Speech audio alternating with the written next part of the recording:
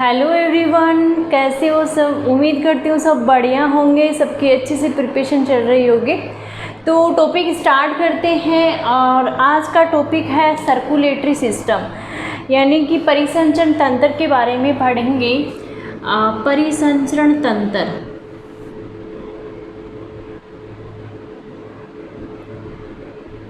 परिसंचरण तंत्र को इंग्लिश में कहा जाता है सर्कुलेटरी सिस्टम।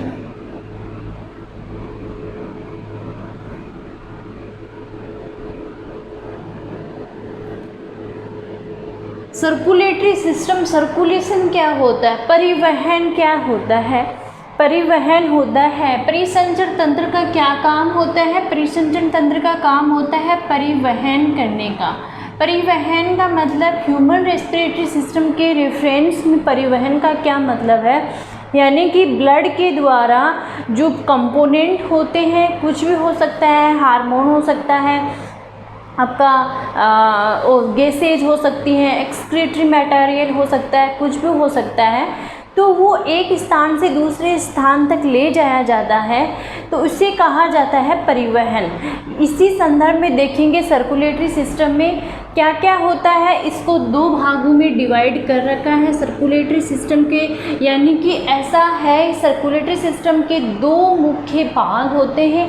एक भाग तो होता है रुधिर वाहिकाएं, एक भाग होता है रुधिर वाहिकाएं और दूसरा भाग होता है हार्ट,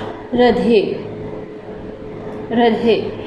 तो सर्कुलेटरी सिस्टम के दो मुख्य भाग होते हैं, एक रुधिर वाहिकाएं, दूसरा हृदय, ब्लड वेसल्स एंड हार्ट। लेकिन ऐसा आ जाए कि सर्कुलेटरी सिस्टम में सम्मिलित होता है, परिसंचरण तंत्र में इंक्लूड होता है, तो आपका अगर ब्लड भी आ जाए तो ब्लड तो होगा, क्योंकि रुधिर वाहिकाओं में ब्लड बहता है, इसलिए अलग से डिनोट करने की आवश्यकता नहीं होती है।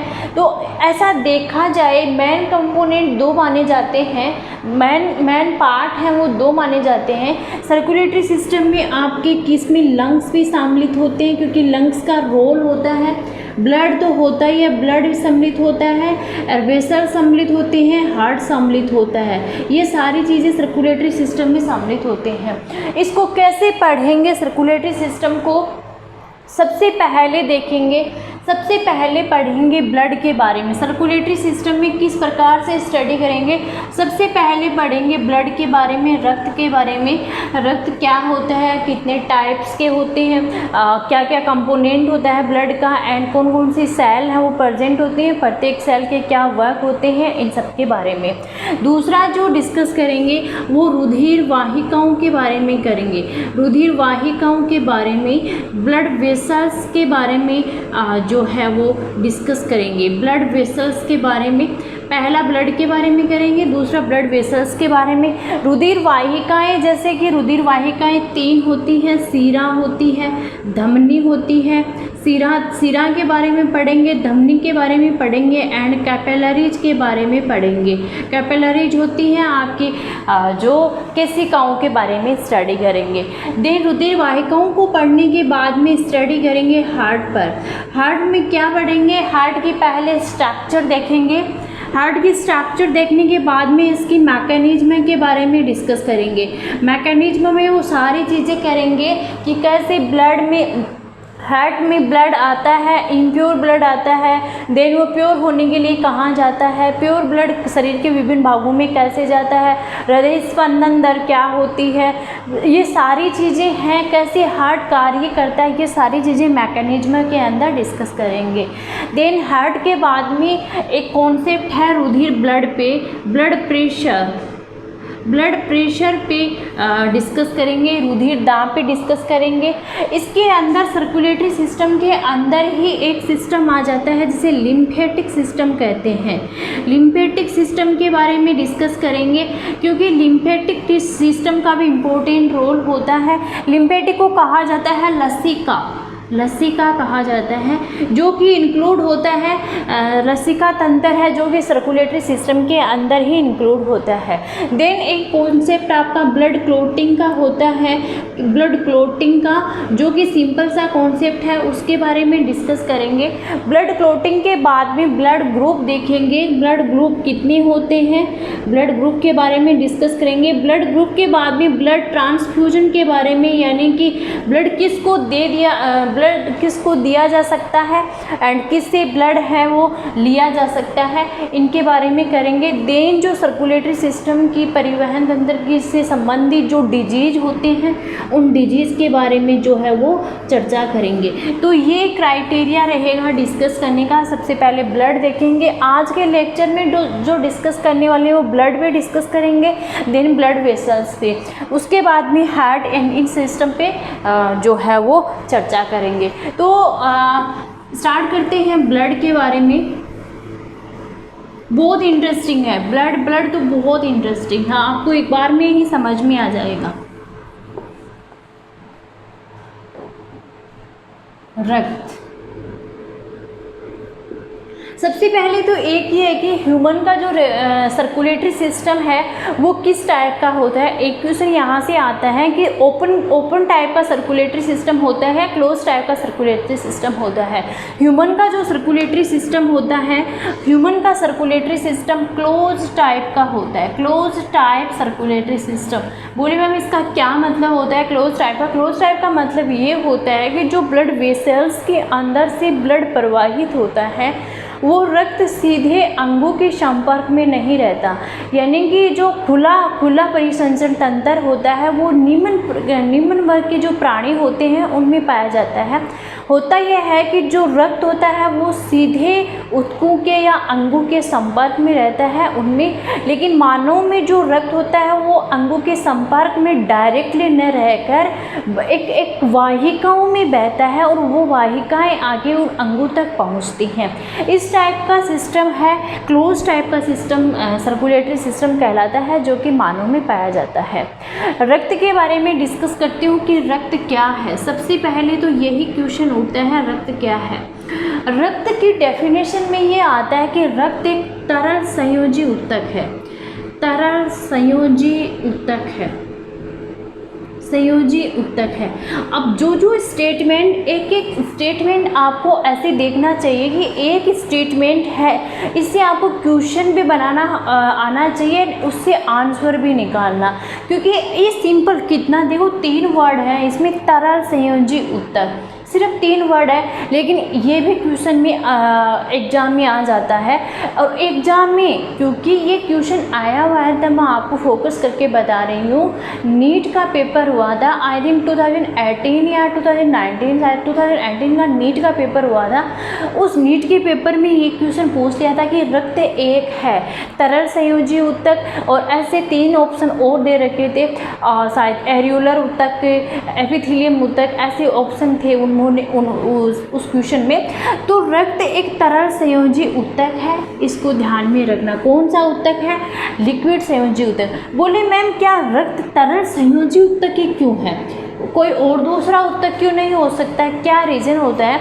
तो रीज़न ये होता है कि जो संयोजी ऊतक की सेल्स होती हैं वो सेल्स आपस में कम जुड़ी हुई होती हैं। सेल्स ही मिलकर टिश्यू का निर्माण करते हैं, ऊतक का निर्माण करते हैं। तो संयोजी ऊतक की कोशिकाएं आपस में कम जुड़ी हुई होती हैं, एंड क्या होता है इनमें जो मैट्रिक्स होता है, आधात्री जिसे बोलते हैं, उस आधात्री का नेचर है वो अलग अलग होता है। संयोजी ऊतक में सेल्स तो आपस में कम जुड़ी हुई होंगी, लेकिन जो मैट्रिक्स होगा, आधात्री होगा, उस मैट्रिक्स का नेचर अलग अलग होता है। जैसे कि लिक्विड हो सकता है, जेली फॉर्म में हो सकता है, जैसे कि ठोस हो सकता है, जैसे बोन होती हैं, बोन भी उपास्थियाँ, बोन एक तरह की संयोजी ऊतक ही हैं। लेकिन ब्लड के साथ में ये होता है कि जो मैट्रिक्स होता है वो तरल फॉर्म में होता है, इसलिए ब्लड एक क्या है, एक तरल संयोजी ऊतक है। ब्लड के क्या काम होता है, ब्लड क्या कार्य करता है, क्या फंक्शन होता है। ब्लड अनेक प्रकार के वर्क करता है, जैसे कि ये हार्मोन का, जैसे कि ये जो ऐसे मानो पचित जो भोजन होता है, उस भोजन का क्या करता है, उस भोजन का परिवहन करता है। पचित भोजन का परिवहन ब्लड के द्वारा किया जाता है। कैसे किया जाता है, जैसे कि मैंने डाइजेस्टिव सिस्टम पढ़ाया था, उस वक्त बताया था कि जो एलिमेंट्री कैनाल में जो स्मॉल इंटेस्टाइन होती है उसमें फूड का कंप्लीट डाइजेशन हो जाता है, वहाँ से अब्जॉर्प्शन किया जाता है।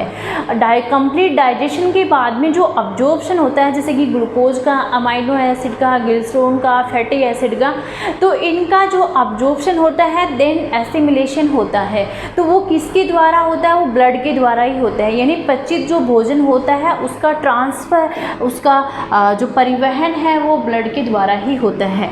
ब्लड है वो क्या काम करता है, गैस का विनिमय करता है।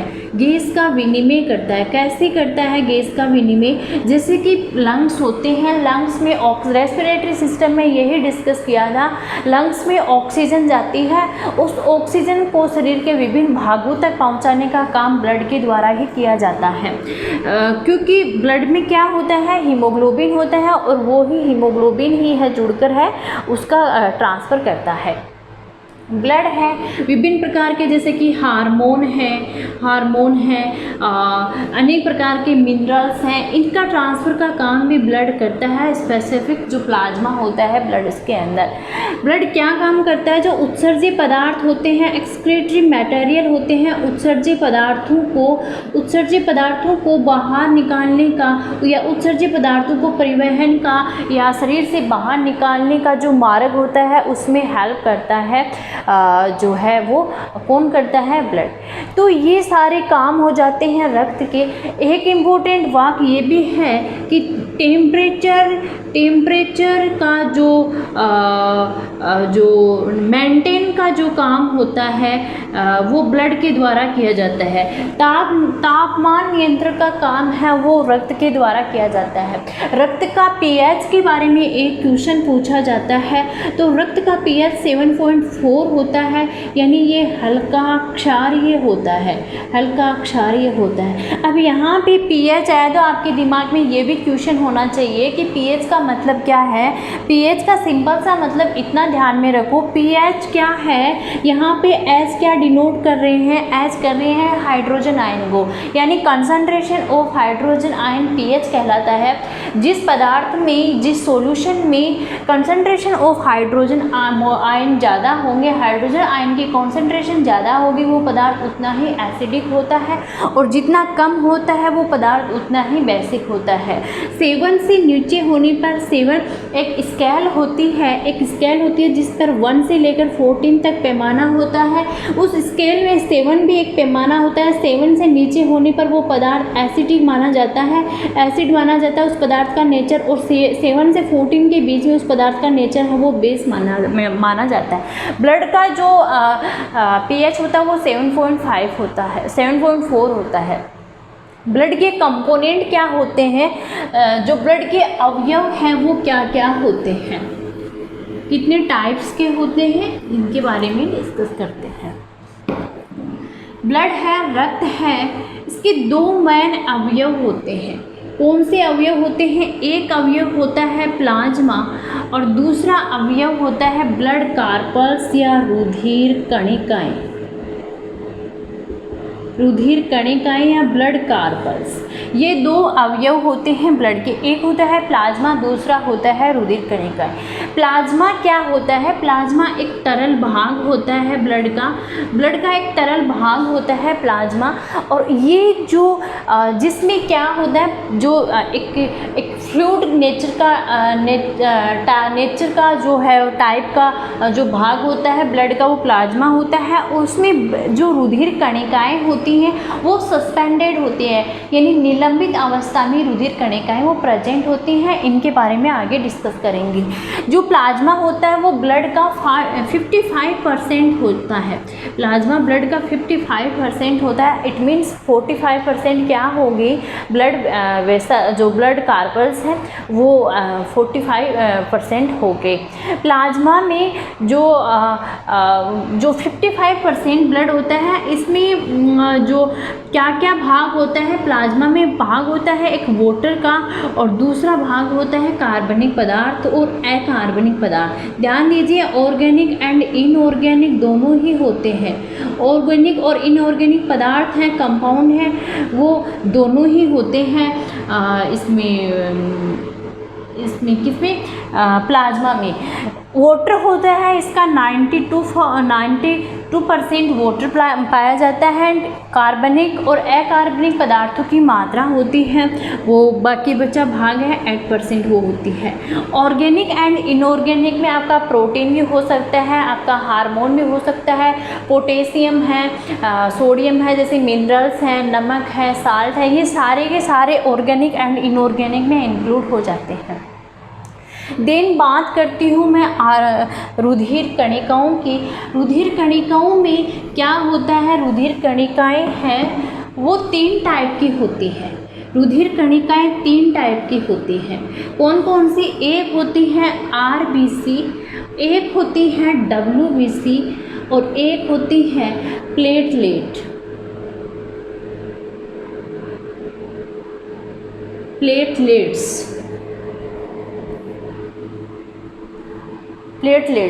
एक होती है RBC, एक होती है WBC, एक होती है प्लेटलेट्स। RBC का नाम होता है रेड ब्लड कार्पल्स, WBC का होता है वाइट ब्लड सेल्स एंड ये प्लेटलेट्स पट्टिकाणु होते हैं।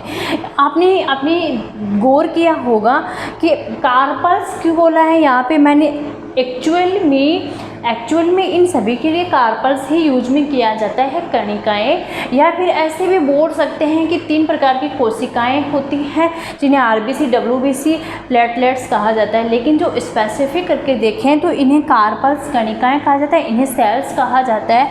क्यों आगे वो डिस्कस करेंगे इन्हें क्यों कहा जाता है। जो ब्लड है WBC है, WBC फिर 2 टाइप की होती है। WBC फिर 2 टाइप की WBC प्रेजेंट होती है। एक होती है ग्रेनुलोसाइट, और दूसरी होती है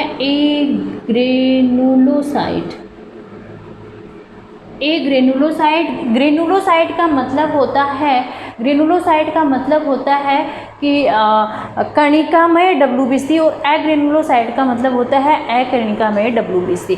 ग्रेनुलोसाइट जो WBC होती है वो फिर से 3 टाइप की होती हैं।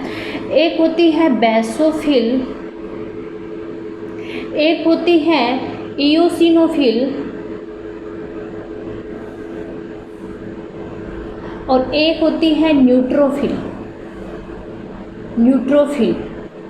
और एक ग्रेनुलोसाइट जो WBC होती है वो 2 टाइप की होती है। एक होती है लिम्फोसाइट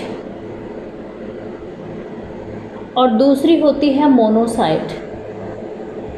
ये इसका फ्लो चार्ट होता है, दिमाग में रख लेना, सिंपल सा है, लेकिन आगे इसके बारे में पढ़ेंगे, इंटरेस्टिंग और लगेगा। ब्लड के 2 अवयव होते हैं मैन, एक प्लाज्मा होता है, दूसरा ब्लड वेसल्स होते हैं। प्लाज्मा 55%, ब्लड वेसल्स होती हैं 45% होती हैं ब्लड की। प्लाज्मा होता है तरल भाग होता है जिसमें ब्लड वेसल्स सस्पेंडेड होती हैं। प्लाज्मा में 92% वाटर होता है। देन बचा हुआ भाग ऑर्गेनिक एंड इनऑर्गेनिक पदार्थों का होता है। WBC 3 टाइप्स होते हैं। RBC जो ब्लड वेसल्स 3 टाइप की होती हैं, RBC, WBC, प्लेटलेट्स। WBC को फिर 2 भागों में कन्वर्ट किया गया है, granulocyte and agranulocyte. Basophil, eosinophil, neutrophil granulocyte के टाइप होते हैं। लिम्फोसाइट, मोनोसाइट, अग्रेनुलोसाइट के वो टाइप होते हैं। देन आगे डिस्कस करते हैं एक एक के ऊपर। RBC है, इसका जीवन काल कितना होता है, WBC का कितना होता है, इनके बारे में डिस्कस करते हैं। सबसे पहले देखते हैं आरबीसी। आरबीसी का दूसरा नाम है वो इरिथ्रोसाइट भी होता है। आरबीसी को एक रेड ब्लड कार्पल्स कहा जाता है, लाल रक्त कणिकाएं। आरबीसी को कहा जाता है लाल रक्त कणिकाएं, लाल रक्त कणिकाएं। और इसका दूसरा नाम होता है वो होता है इरिथ्रोसाइट्स। इनको इरिथ्रोसाइट्स भी कहा जाता है। आरबीसी में केंद्रक अब्सेंट होता है, न्यूक्लियस अब्सेंट होता है आरबीसी में, और इसीलिए इनको सेल ना कहाकर कार्पल्स कहा जाता है, कणिका कहा जाता है। क्योंकि सेल्स की मैंने सेल स्ट्रक्चर एंड फंक्शन पढ़ा रही थी तो मैंने बताया कि किसी भी सेल को सेल तब कहा जाता है कि जब उसमें 3 कंपोनेंट प्रेजेंट होते हैं। एक प्लाज्मा मेम्ब्रेन, दूसरा होता है आपका न्यूक्लियस, और तीसरा होता है कौन, साइटोप्लाज्म। ये 3 कंपोनेंट ज़रूरी होते हैं किसी भी सेल के लिए। प्लांट सेल की अलग है, लेकिन किसी भी सेल के लिए 3 तो ज़रूरी होते हैं, और भी बाकी वो है इम्पोर्टेंट है। तो न्यूक्लियस है आरबीसी में अब्सेंट होता है, इसलिए इसको ये कहा जाता है कार्पल्स। आरबीसी का जो निर्माण है वो बोन मेरो अस्थि मज्जा में होता है। आरबीसी का निर्माण अस्थि मज्जा में होता है। आरबीसी के जीवन काल की मैं बात करूं तो 120 डेज इसका जीवन काल होता है। आरबीसी का निर्माण तो अस्थि मज्जा में होता है, लेकिन आरबीसी है, आरबीसी का जो आरबीसी नष्ट कहाँ पे होती हैं, तो बोन मेरो में भी आरबीसी नष्ट होती हैं, प्लीहा में भी आरबीसी नष्ट होती है। इसलिए प्लीहा को आरबीसी का कब्रिस्तान कहा जाता है। प्लीहा को आरबीसी का कब्रिस्तान है वो कहा जाता है। एक इम्पोर्टेंट चीज़ और है कि आरबीसी में हीमोग्लोबिन नामक श्वसन वर्णक है वो प्रेजेंट होता है। इस हीमोग्लोबिन नामक जो श्वसन वर्णक प्रेजेंट होता है वो ऑक्सीजन से जुड़कर, यानी कि ऑक्सीजन के परिवहन में इम्पोर्टेंट रोल प्ले करता है हीमोग्लोबिन का कलर है वो पर्पल होता है, लेकिन जैसे ही वो ऑक्सीजन के साथ में बाउंड हो जाता है तो उसका कलर है वो चटका लाल कलर हो जाता है। इसीलिए यानी हीमोग्लोबिन की प्रेजेंस की वजह से ही ब्लड का क्या माना जाता है, ब्लड का लाल रंग माना जाता है। ओके, ऑल राइट, अच्छे से आपको क्लियर हो गया। देन आगे डिस्कस करते हैं। हाँ, हीमोग्लोबिन की कमी होने पर ही क्या माना जाता है कि ब्लड में हीमोग्लोबिन की अगर कमी हो जाती है तो सेल्स तक जो है वो ऑक्सीजन नहीं पहुंच पाती है। आगे डिस्कस करते हैं डब्ल्यूबीसी पे। डब्ल्यूबीसी का नाम होता है white blood cells. White blood cells यानी वाइट ब्लड सेल्स यानी न्यूक्लियस प्रेजेंट होगा इनके अंदर, एंड इसका जो दूसरा नाम होता है वो है ल्यूकोसाइट है वो डब्ल्यूबीसी को कहा जाता है। डब्ल्यूबीसी का निर्माण है वो भी बोन मेरो या अस्थि मज्जा या फिर लसिका उत्तक में इसका जो है वो निर्माण होता है। लिम्फ जो टिश्यू होते हैं बोन मेरो प्लस लसिका उत्तक में जो डब्ल्यूबीसी का वो निर्माण होता है। डब्ल्यूबीसी का जीवन काल की मैं बात करूं तो इसका जीवन काल बहुत कम होता है, जैसे कि आरबीसी का जीवन काल मैंने 120 डेज बताया था, तो डब्ल्यूबीसी का जीवन काल इसकी तुलना में बहुत कम होता है, 4 से 5 डेज का इनका जीवन काल होता है। अब डब्ल्यूबीसी का जो इनमें मैंने टाइप बताए थे ग्रेनुलोसाइट, एग्रेनुलोसाइट, तो डब्ल्यूबीसी के टाइप में सबसे पहले जो चीज़ आती है ग्रेनुलोसाइट में बेसोफिल, इओसिनोफिल, न्यूट्रोफिल बताया था मैंने। बेसोफिल का क्या काम होता है, जो बेसोफिल सेल पाई जाती हैं डब्ल्यूबीसी में, ये हिस्टामिन और हिपेरिन, हिस्टामिन एंड हिपेरिन को उत्पन्न करने का काम है बेसोफिल के द्वारा किया जाता है। हिस्टामिन और हिपेरिन उत्पन्न करती हैं। हिपेरिन क्या होता है, हिपेरिन ब्लड को क्लॉट नहीं होने देता है, ब्लड का थक्का नहीं जमने देता है।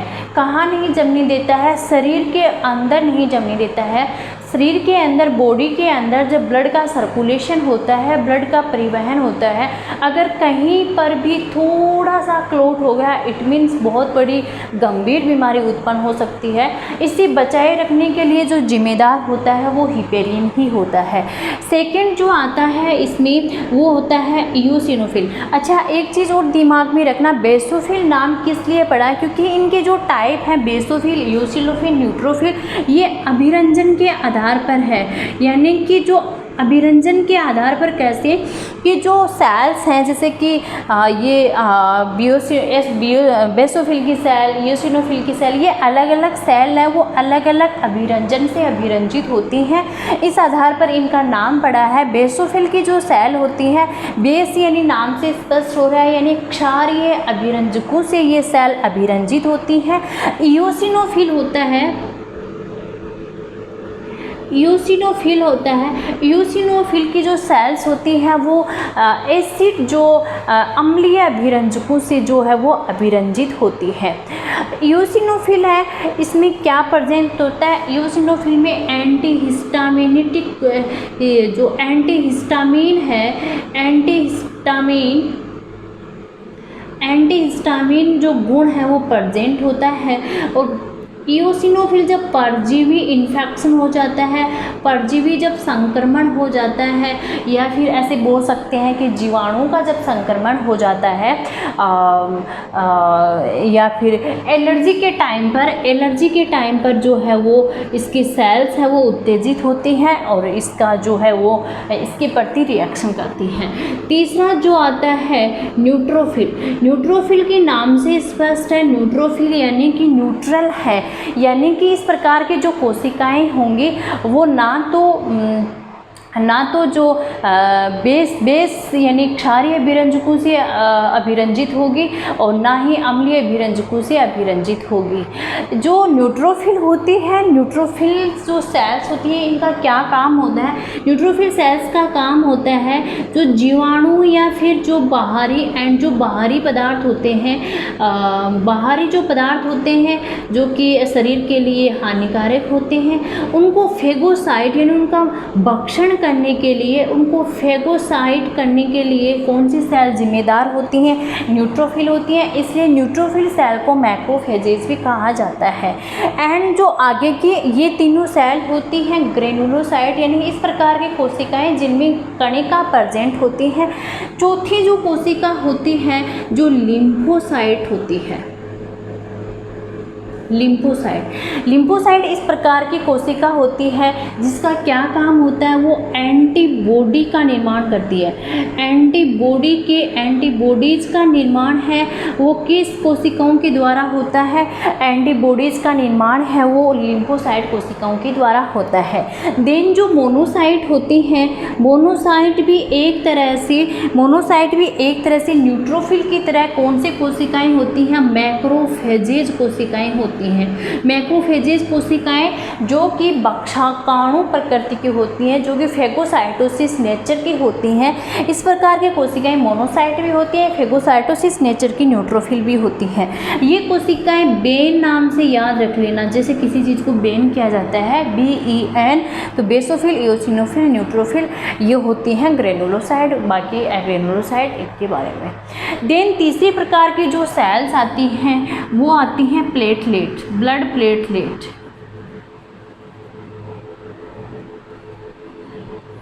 ब्लड प्लेटलेट्स जो सेल्स होती हैं तीसरी टाइप की सेल हैं और इनको ब्लड प्लेटलेट्स होती हैं, इनको थ्रोम्बोसाइट भी कहा जाता है।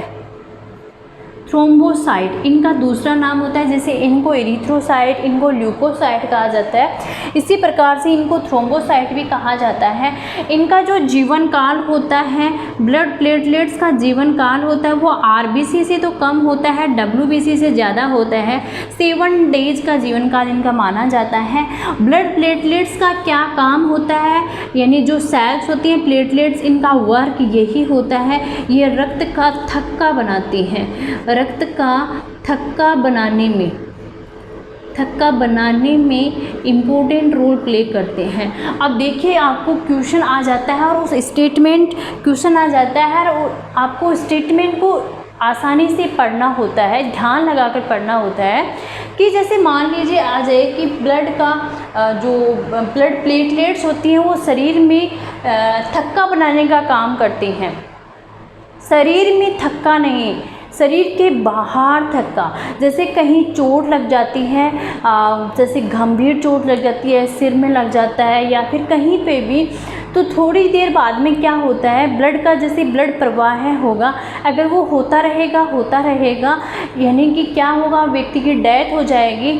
तो इसी से बचाव करने के लिए जहाँ शरीर के बाहर की ओर चोट लग जाती है और बाहर की ओर ब्लड का प्रवाह हो रहा है, वहाँ पे क्लोट बनता है। शरीर के अंदर क्लोट नहीं बनता है इसकी वजह से, क्योंकि शरीर के अंदर क्लोट कौन नहीं बनने देता है, शरीर के अंदर क्लोट हिपेरिन नहीं बनने देता है, हिपेरिन मौजूद होता है। इसलिए शरीर के अंदर नहीं, शरीर के बाहर है, बाहर जब प्रवाह हो रहा है रक्त का शरीर से बाहर, यानी शरीर से ही होगा, लेकिन जब चोट लग जाती है उस सिचुएशन में, तब वो क्लोट बनाने के काम कौन सी सेल आती हैं, प्लेटलेट्स इसके काम आते हैं। यहाँ पे जो रक्त है, ब्लड है, वो कंप्लीट होता है।